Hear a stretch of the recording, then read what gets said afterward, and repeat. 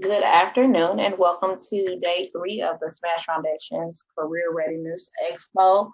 Today's topic is interviewing techniques, and we do have our presenter on the line with us, Ms. Charmaine Gauvin. Charmaine is a human resource manager and training coordinator at Wolverine Human Services. She has over 25 years of experience in human resources, including recruitment, retention, strategic planning, workers' compensation, performance and appraisal implementation, and benefit management.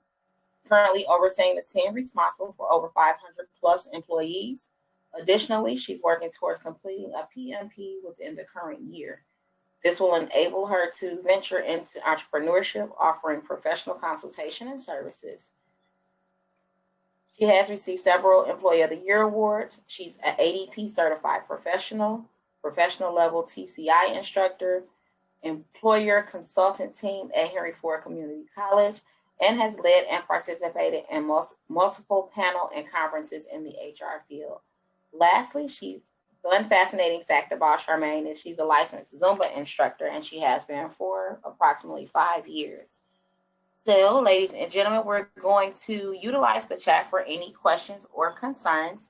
As we go through, we'll address questions as they come. This presentation will be recorded and available to review on the S.M.A.S.H Foundation's website, which is smashfoundation.org. And Charmaine's PowerPoint for today will also be accompanying this presentation. So I'm going to go ahead and hand it over to Ms. Charmaine so that she can begin her presentation. And again, if you have any questions, feel free to put them in the chat and we'll respond to them as we go through the presentation. Thanks again for joining us. Charmaine? All right, thank you much. Good afternoon. Thank you for those that are attending currently, taking the time out of your day. Thank you for those who will be watching the recorded version. Again, taking that time to be able to do so. I am going to share my screen for the PowerPoint. So if you would just give me a second.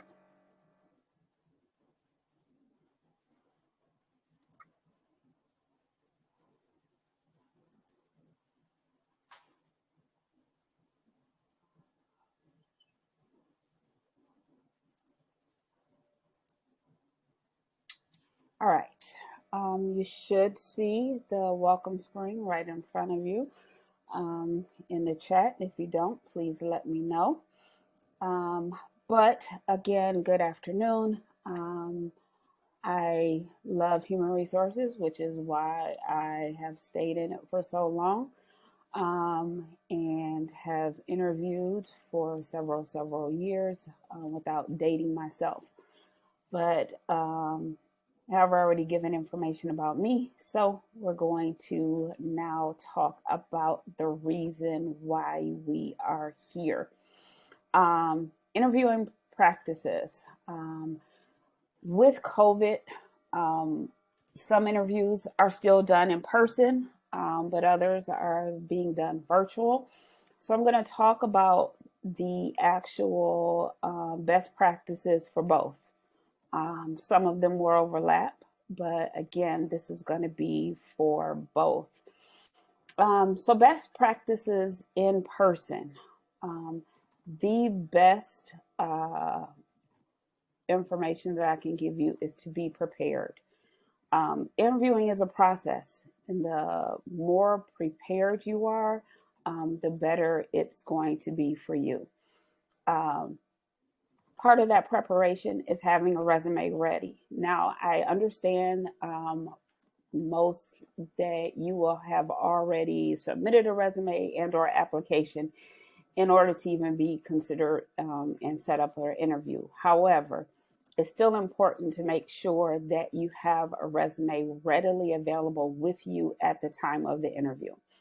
The purpose of that is so that you will be able to refer back without having to stammer over anything, not sure about any information, but again, having that resume available. Now, I do realize in the career readiness, they've already discussed about resumes, so I'm not going to go over that.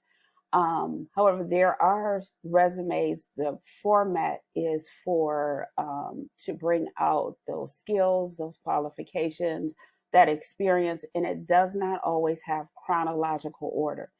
So sometimes as an employer, you have questions regarding that is not on the actual resume. So again, so that you would be able to answer those questions readily, make sure you do have their resume with you. Timeliness, being on time is one of the utmost importance. Being on time for the interview. And to do that, you have to be prepared. You have to know where you're going, and how to get there. Don't always just rely on GPS and the ETA, but oh, I'm sorry, there are people waiting in the waiting room.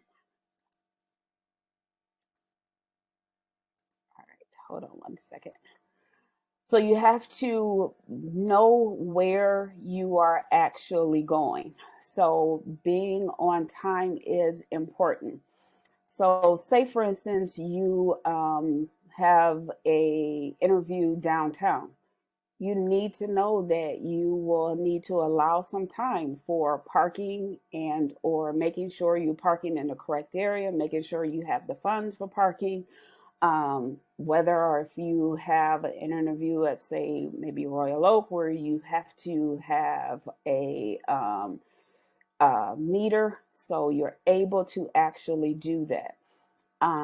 Again, don't just rely on GPS, because sometimes you might not, GPS will get you to a certain point and you still can't find it. You may have to go through security, you have to go through COVID screenings, but again, allow that time. Even if that means that you may have to do a dry run. Maybe you live in Grosse Pointe and the actual actual interview is in Commerce Township. You have no idea where that is. Do that dry run, so that way you know that you will get there on time. Now, granted, there are situations we understand when it comes to traffic or a flat tire, etc. But you want to make sure you are readily available. Attire, making sure you are properly dressed for the actual interview. Proper attire can vary from business to business. However, you should never be underdressed.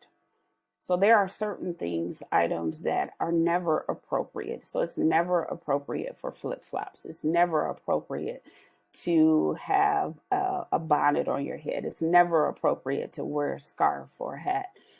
Make sure you are appropriately dressed for the actual position.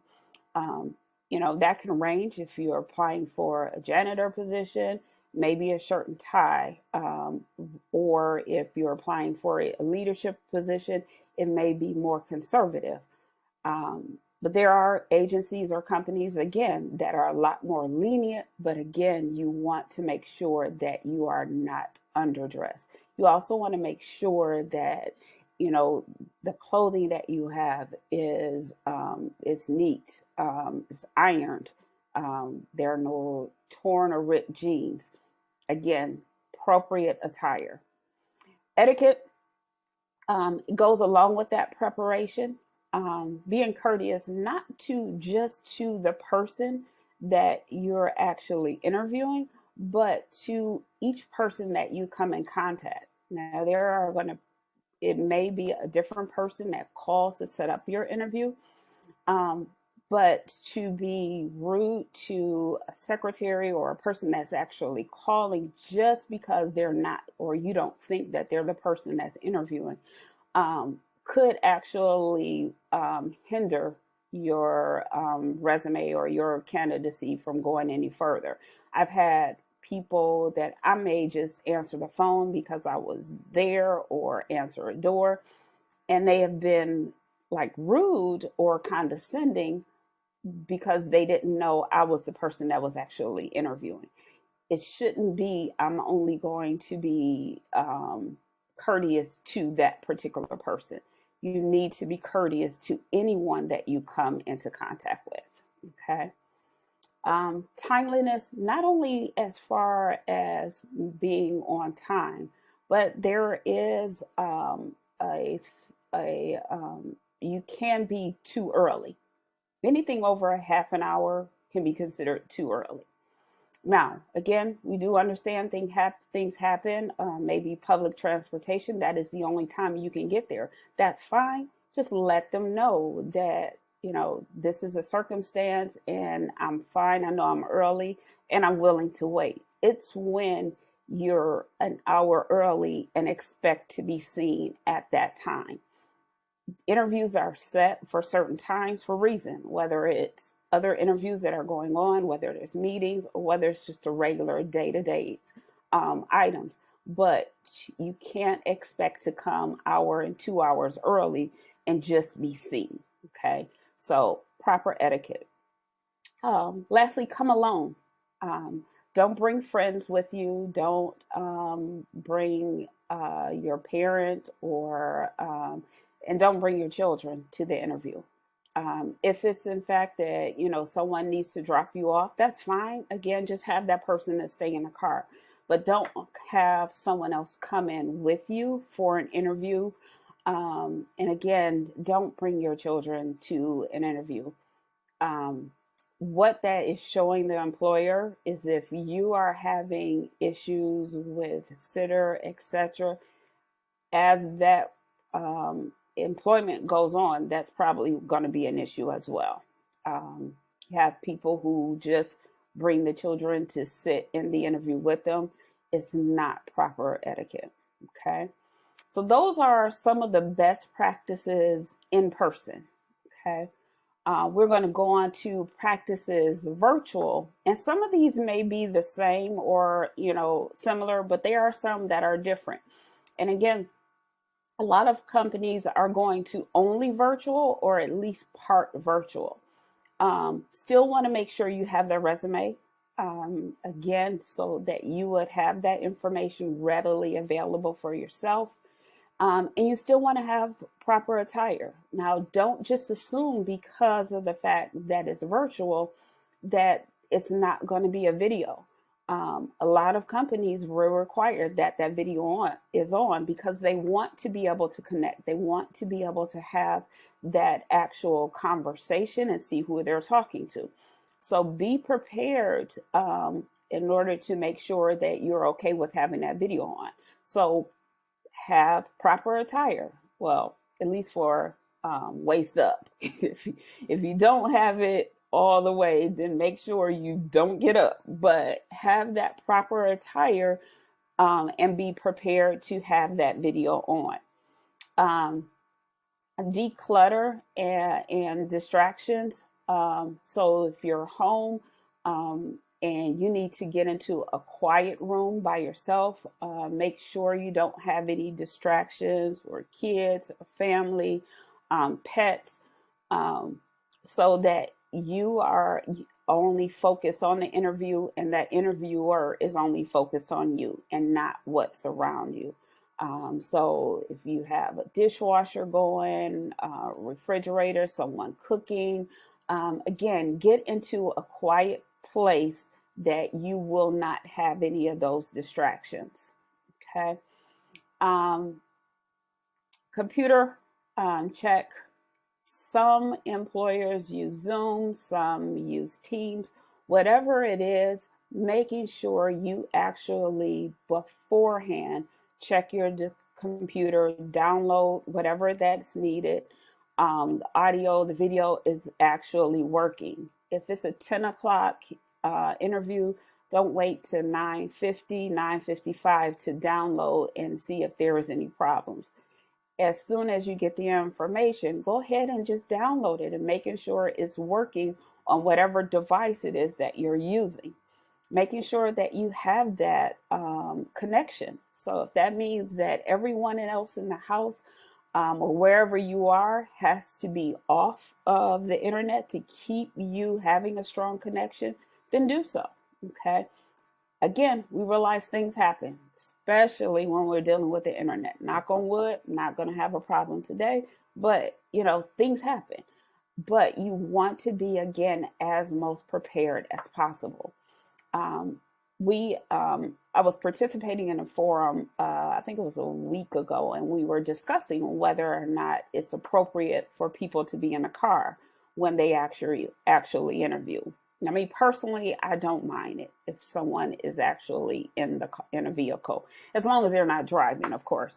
But sometimes that is the only quiet place that someone has available. However, just again, making sure you have that connection, because what you don't want, and which has happened a lot, is people don't have that internet connection. So you're spending more time with that person, either driving or walking, to get a better connection. So you're spending more time focusing on connection than actually focusing on that actual interview and their answers. So it's not fair to you, and it's not fair to employer, because you're not making that connection. All you're doing is focusing on the actual problem at hand. Okay. So again, making sure that the system is checked. On the etiquette side, again, being courteous. Again, for the person who's setting up the interview or setting up the Zoom for you. Again, being courteous to them. It's a little more difficult to sign in too early, depending on whatever the platform it is. However, it goes back to that preparedness, and making sure that a half an hour after the interview is supposed to start, you're not calling because now you were finally able to get the whatever the platform is downloaded, and now you're ready. Okay, so being considerate of that person's time. Okay. If any questions, again, please feel free to in the chat, and then they'll interrupt me so that I will know if you have any questions. All right. So moving on. So now you've prepared for in-person, and you've prepared for virtual. Now, and again, I keep talking about that preparation. That preparation is key. Preparation, knowing when you're actually in the interview, knowing the company. So knowing who you're applying for. Like, we get people that have no idea as to what we do. How do you know this is somewhere that you want to work? So Google that company or agency. Find out what their mission statement is, what their goal is, what their history is. Making sure that it is in correlation of what it is that you want to do. Okay, so know that company. Glassdoors is good about knowing the ratings. No, you have to take it with a grain of salt, because a lot of times on Glassdoors, it could be just a lot of disgruntled employees. But again, it gives you an idea of the company. Employers love to see when people come in knowing about the company, knowing the history of the company, because that shows, again, that you've taken that initiative and you are interested. Okay. Knowing what the position is, knowing what the requirements are. If this is something that you are willing to do, you don't want to find out in an interview what the actual position is. You want to know ahead of time what the position is, to making sure that you can prepare your answers to align with what is expected out of this position. Knowing who you're interviewing with, at least a name and an email address, and that way once the interview is over, you can send that person a note of thanks. And we'll talk about that a little bit later on the back end. But knowing who you're interviewing. And the last two being prepared as far as specific questions, you should have at least 2 or 3 questions that you are prepared to ask. And again, that lets that person or those persons know that you are sincerely interested. That shows them interest. So being prepared to ask questions regarding either the position, the expectations, the actual agency or the actual company that you're working for. And then practice saying, answering those questions beforehand. So if you have someone that you can give a load of questions and then they can give you feedback. If not, then just get your phone or get your laptop and then record yourself. So that way you will be able to be, again, more prepared and less nervous. Typically, I'm an introvert person, and I do a lot of trainings. And even though I may know the information backwards and forwards, it's a difference to then giving that information to someone else. So you have to practice what I do. You have to practice so that way those anxieties, those nerves, when they take over, you're better prepared. And again, that's the same kind of thing you want to do with an interview. You want to make sure that those answers that you're giving are appropriate and what you're saying is appropriate. So practice, practice, practice. Okay. So you've made it to the actual interview. And typically they will start off with basic questions. Now, sometimes the basic questions can be either virtual or they can be over the phone. And a lot of times they are separate for the next phase. So maybe it's a series of double interviews because you may have a first set of interview or screening process, then another interview, and then maybe testing. Okay.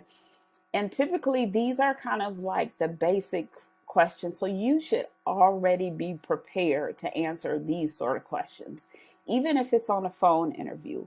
Why you're interested in working at this company. At company X, I should know about it and why I'm interested. If I know nothing about the company, then how can you explain why it is that you are actually wanting to work here? Okay.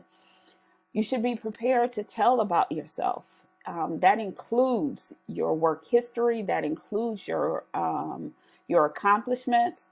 I have a lot of people that say, well, what do you want to know? Well, this is your time to shine. So what are you willing to tell me? Okay.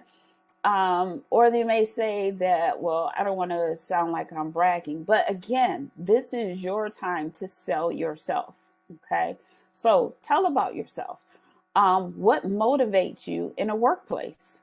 Okay. Are you motivated by money? Are you motivated by support? Are you motivated by seeing accomplishments?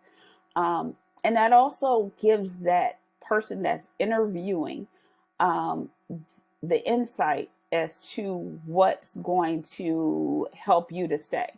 So if it's money, and there's nothing wrong with that, but that's not a position that there's advancement, then maybe it's not the position for you. Okay. But again, what's going to motivate you in actual work? What principles or missions of this company resonates that the most with you, and why? But again, that goes back to knowing the actual company and what do you like most about the company? Okay, whatever that company is, and what do you like least, or what are some of the barriers? And again, when you're looking up the company and you're seeing those reviews, and when you see those negative reviews, especially if you're applying for a leadership role, you can address those and how it, in fact, that you are able to change some of those negative reviews. Okay. So those are some of the basic questions. And typically, again, those are typically on those screening questions. A lot of times I may have a position and I will get like 300 resumes for one position. Okay. So then we have to narrow it down to say like maybe 70. Um, and those are the ones that we will actually maybe do a screening for. And then we have to narrow it down to another 20. And that's when we do those more in-depth interviews. Okay. And usually those behavioral interviews are done with what is called the STAR method. Okay. And the STAR method includes the situation, task, action, and result. Those are huge. And most companies now definitely use the STAR method. You apply at Amazon, Google, strictly STAR method interviewing. Okay. And they're looking for your answers to be in that actual protocol. STAR method, whether there's a situation, the task, the action, and a clear positive result. That situation, what you did for the task, how you played a part in those action steps, and what was that positive result. So the next slide is going to be a video. It's going to break it down. It's only like 3-4 minutes. So hopefully this works right. So you're in an interview and this happens. A problem occurred. What did you do? And you just go blank. How are you supposed to answer that? It's easy. Just use the STAR technique. Charmaine, is it possible to turn your volume up? Sure. Kind of low. And these Is that better? will help guide you through answering interview questions. Yes, that is. In the best possible way. Let's go back. A problem occurred. What did you do? Situation. Start by giving some information to set the scene, but make sure to keep it brief. Task. What was your role and what was the objective? Again, you don't need to give too much detail. Action. What actions did you take to achieve this? This is the most important section. It's your chance to really demonstrate what you did with your chosen situation and how you did it. Try using power words to get to the point. Results. Finally, what was the impact of your actions? Round off your answer by describing the outcome of the situation and explain what you learned from it. If applicable, you can provide measurable information.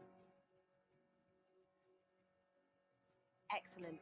Thank you very much. So remember, situation.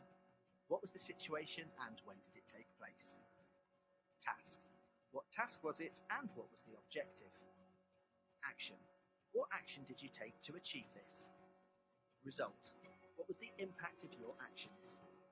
The STAR technique is a useful tool which will help you reflect, articulate, and showcase your skills. We want you to really shine. For more information and resources about the STAR technique, visit graduateplus.bcu.ac.uk.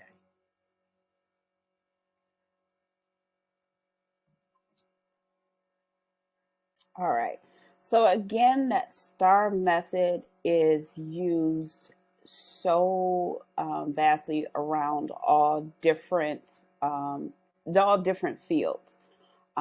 It's not in one particular field. And again, the higher in management, they're looking for that STAR method. And that's because it answers some of those questions that they're really looking for positive responses.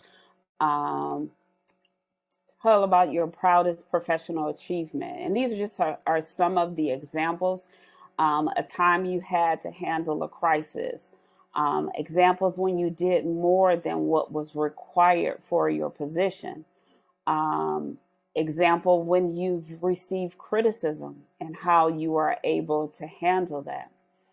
And describe a situation when you had to motivate someone in the workplace. Okay. And again, you can see how these answers are crucial But again, they're looking for, because they're looking at that situation, they're looking for what the actual task was. And more importantly, in that action, they're looking to see what you actually did, those action steps, whether or not you are a person that's in leadership or whether you're a person that was a part of the team. So you don't want to continually say, we did this, we did that, because you don't want to cloud. Now, you don't want to fabricate your roles, but you want examples of when you actually played a part and give what your actual roles were. So if your roles were collecting the data, if your roles were in a specific situation of what it was, emphasize those roles and then give a clear, concise of what the actual results. So they're looking for positive results and they're looking for that positive data. So don't just say, well, everything worked out. How can you prove that? What was the actual positive actual data? Okay. And again, these are some of the questions. And again, you want to make sure that you practice using, if you're not familiar with the STAR method, you want to make sure you practice answering some questions ahead of time. So that way you will be able to have some specific results or some specific circumstances that you're able to break it down. Okay.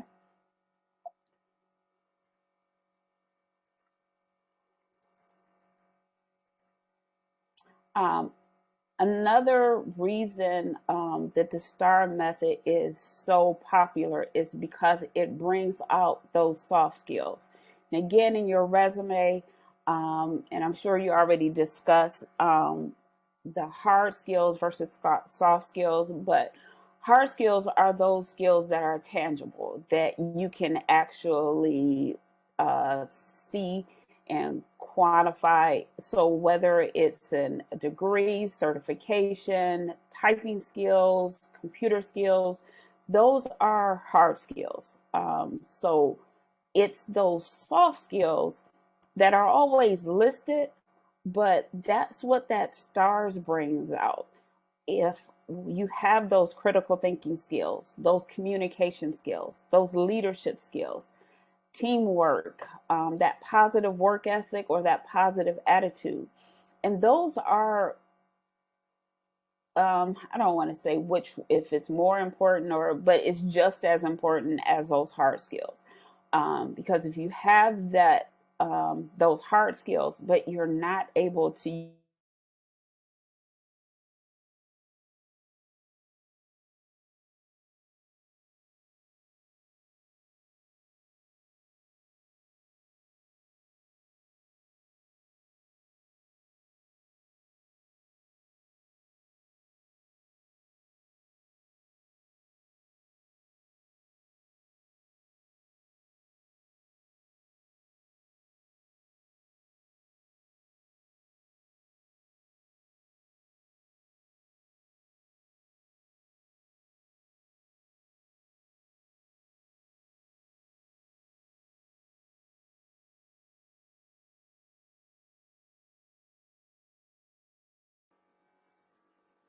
Hello?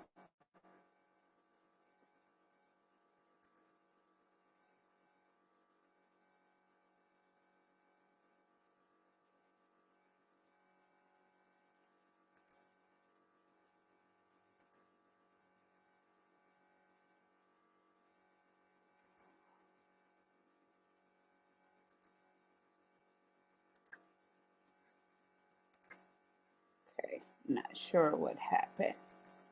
All right. So we're talking about again those soft skills. So then you've interviewed, you have actually you've completed that STAR method. The results are you want to make sure that you are memorable. Okay, you want to be memorable favorably. So are you that person that they remember that was 15 minutes late? Came in t-shirt and flip-flops with a rag tied around their head. brought in a couple of friends with them for the interview. Knew nothing about the company, knew nothing about the position, and wasn't able to even converse or all the other information that we went through previously. And again, when you're having 350 or 400 people applying for one position, you want to be someone that they remember. So they've narrowed it down to the top 20, and you're a part of that top 20, then you need to make sure that they remember you favorably. Okay. After the interview, send a note of thanks. That could be via email, or you can send a postcard. I get cards, whatever. Send a note of thanks. It doesn't, not saying to go out necessarily and buy a card. You can actually just send an email, or send an email to follow up. But that shows that person that you are genuinely interested. Okay. It also keeps you in the forefront. Okay. Some takeaways: make sure, be yourself, show that confidence, smile, maintain eye contact, even in a virtual setting. And again, that video is on. Not paying attention to what's around you, but showing that you are one-on-one with that person. Clean up your social media. Be yourself, but make sure you clean up your social media. That includes even you can mute. You can block information. But if you're going to have your social media out there and you are applying for positions, then yes. And I understand it's yours and that's your own private, but employers look at it and they make determinations based on social media. That includes even when you have email addresses. Make sure they're appropriate. So clean that up. You can have one email address for business and one email address personal. I know, again, it's important for you to be yourself, but it's important for you to make sure you're knowing that, again, that professionalism that's involved. Okay. Be prepared, and over, I keep saying about being prepared. It's a lot of work. It is, but that says a lot to the employer when you've put in the work. So practice. Research the employer, making sure that this falls within your career goals. Ask questions. Employers looking for whether or not you're asking any questions, because again, that shows interest, genuine interest.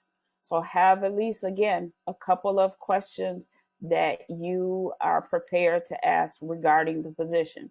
Now, watch and make sure that you're not taking over the interview, because I've had people who I may have gotten one question in, and the whole 45 minutes, it was that they were questioning us, and it was a group interview. You don't want to take over the interview, but yes, you want to keep it as a conversation. So yes, you do want to ask questions. And again, send that note of thanks. Okay. Again, that shows, especially if you're sincerely interested in a position, showing that you're grateful for that person taking out the time to giving you an opportunity. This is your chance to shine, and you should be grateful for the person or the people that are giving you that opportunity to do so. Okay, so make sure you send a note of thanks. Okay. And that is it. If you have any questions, my information is here. You can feel free to send me an email. That is my cell number as well. And we can follow up that way. But always willing to help when people are in need of some interviewing skills. Okay. Any questions? No, Charmaine, you did a great job covering all of the topics in detail. I don't see any questions in the chat. Do we have any questions out there that might not have been mentioned? If not, we have Charmaine's contact information. We just want to thank you again for coming on and sharing that wealth of knowledge with us. The PowerPoint as well as the presentation will be available at smashfoundation.org. At some point at the end of our expo, we do have one more session on the 27th that covers social media presentation. So if you would like to join us there, that would be March 27th, which is not just coming Saturday, but the following Saturday, the last Saturday of the month. So feel free to come back and join us then. You can follow us on social media to stay in the loop with what's going on. Follow us on Instagram, Facebook. Our email is the smashfoundationinc@gmail.com if you have any additional questions. Once again, we thank you so much for joining us today. Again, thank you, Charmaine, for all of your assistance and working with us. And everybody enjoy the rest of your Saturday. Thank you. You're welcome.